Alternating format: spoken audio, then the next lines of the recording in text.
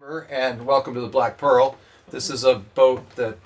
This is not a boat. This is a pirate ship. It's so fun to hang out with John, Neil, and students Gio and Julie. This episode is about high lifelines, and it was inspired by one of the offshore seminars. It's one of the topics that John covers after all of his years at sea is making a boat safe. And so that's our plan.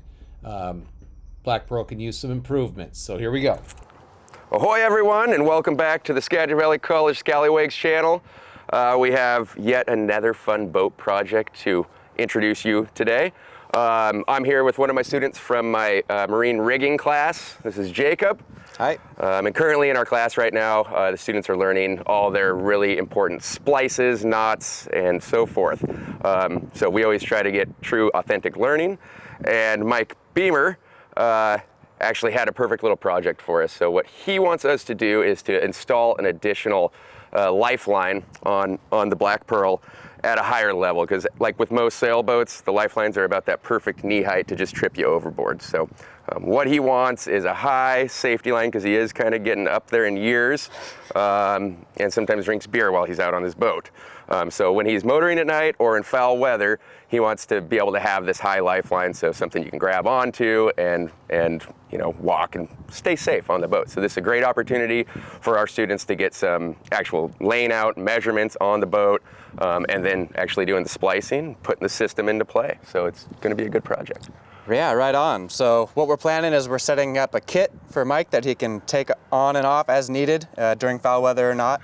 It's going to go all the way from the stern up to the bow, like you said, about 4 feet high. Mm-hmm. And we're using Samson's Dyneema line, which is the AM steel, quarter-inch AM steel, with some slip rings and some different splices in between to attach to various shrouds and whatnot. And at the end, we're going to set up a lashing system so that he can tension it and then relieve tension when he wants to remove it, obviously. Yeah, should be pretty cut and paste once we figure out how to actually do the splices. Absolutely, yeah, it's going to be, we're going to figure it out, no problem, no problem. But I think it is a great application for using some synthetic lifelines, in that he can take it off, put it in a little kit. It's light, right, instead of using 1x19 stainless wire. So it's going to be a good project. Check it out. Also, yes, while we were down here looking at the lifeline project, being that our minds are in the sailboat rigging world right now, so we're looking at everything. And we did see some suspect hardware and things like that, maybe potentially a bent cotter or a bent turnbuckle. And we're noticing this paint that seems to be pretty actively peeling here, kind of getting hungry. Mike's doing a really good job of keeping a great project base around the school. It's all about authentic learning for our program. So that's why a good old boat like this is just invaluable. It's worth so much more than you could ever sell it for. It's just the training alone. So stay tuned. So Mike, we're also learning about winches, and noticing these have a little bit of friction in them. When's the last time you had these serviced? Well, these are high quality Andersons. Beautiful. Denny put the best of everything on here, but that mast has been on since 1980 something. These were serviced when I bought the boat. So it's 15 years, 20 years ago. Is that a proper service interval? It's close. They're recommending about every 2 years. Do a take apart, clean, grease, and all that. So we're there. Maybe we'll do a little winch maintenance then while we're down here working on lifelines. Absolutely. Again, authentic learning for the students. And you have a lot of nice winches on this boat, so. Well, lots of practice. I appreciate the rigging class. I wish I could take it myself, but I'm always teaching electrical when you're having fun, learning splicing and winches and things that I should be down here doing on my own. Yep, so. Absolutely. Cool. Stay tuned. We'll keep the cameras rolling. Well, it didn't take too long for instructor Matt to get the students up to speed on doing some splicing. And so we needed to get our approximate lengths. So we took the Dyneema there and hooked it up and stretched it out to the right length, got our tie down points, and the students were there doing this because they're the ones doing the splicing. I was just running the line to show them exactly where I wanted it. All right, Jacob, thank you for helping volunteer with some of the other students for doing some splicing and these high lifelines. You can see on the way back there, I was just demonstrating how low the original lifelines. Beautiful bronze stanchions, I love that. Yeah, they're gorgeous. However, especially somebody that's your height, man, They're excellent for tripping over. that'd be it. And gorgeous. So Yes. this lifeline here is a really nice height, and so I think if we get the length, you can splice an eye in the end. And then I got this, like you said, these Caligo, big shout out to them, nice stuff. This is just the lifeline terminators. And so I think if we splice that on, give us about 18 inches to start with. And we've got this, I bought a couple of these cleats. So the backstay here, I think we can just tension it, lash it. Sounds good to me. You think it'll work? Yeah, yeah. I mean, there's only one way to find out, I guess. There's only one way to find out. We'll mark this so we've got our length, and we'll bring it all down to school and let students start practicing their splicing. Right on. Sounds good to me. Can't wait to try them out and see how they look. Absolutely, yeah. First foul weather trip, you'll probably be appreciating them. It's fall. This is a time when we use the boat year round. So Yeah. Season extension tip number, I don't know, 752. 753. Get higher lifelines. Big shout out to the students in rigging. They did all the splicing for these high lifelines, and this is what we do. It's winter time, and that's when a lot of us mariners get to do these fun boat projects, and just know that next summer or next time we're out cruising, that they're going to be put to use. So we had to splice a couple of little rings in. We had to do some eye splices on the ends where the lines went on the cleats, and various stuff like that. So it's awesome when the learning ties exactly into what's being taught. Okay, so we have this made thanks to the rigging class and the Skallywags. We keep this in a bag now. This is final product on the high lifelines. We're getting ready to go out on the Straits of Georgia. We're in Comox, and you know, if the wind blows 20 knots, we want to stay on board, do some sailing. So all we do is come back here to the cleat, and we run this through, bring it down,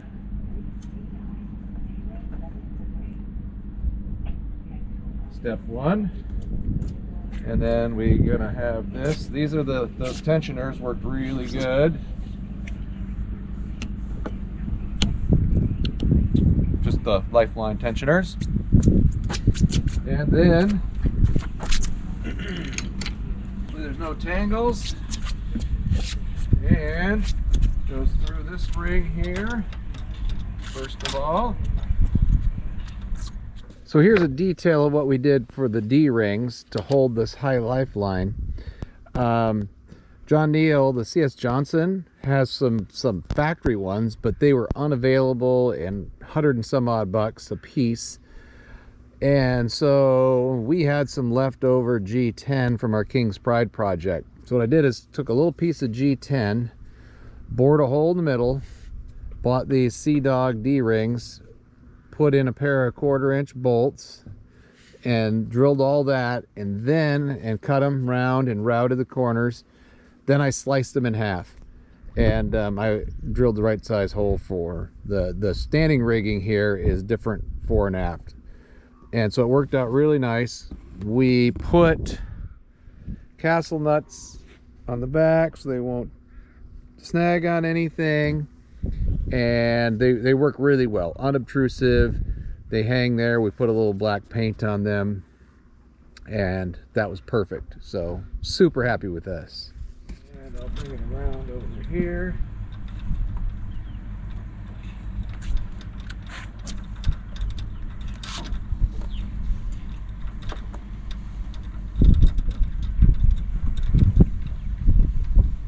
These are the little G10 blocks that we built, and it's big enough right here to pass through the downhaul, we call it.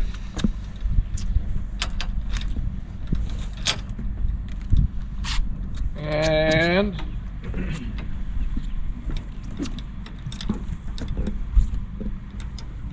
we got to do one last splicing job at the next port, but we just pop an eye right here. This is the downhaul.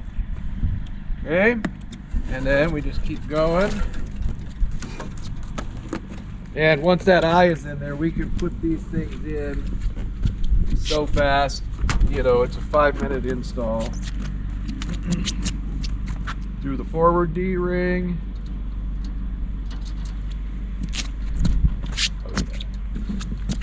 And then you come up here and go around this cleat.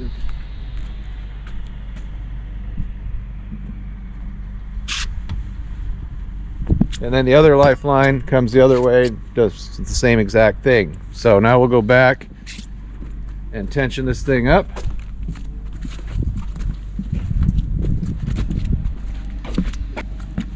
Probably too low now.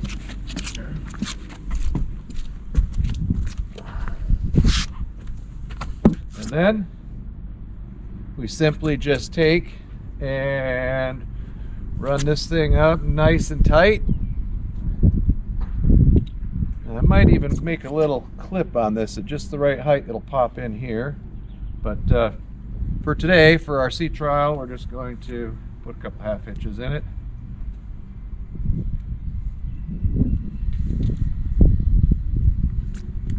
Now, look at this right here.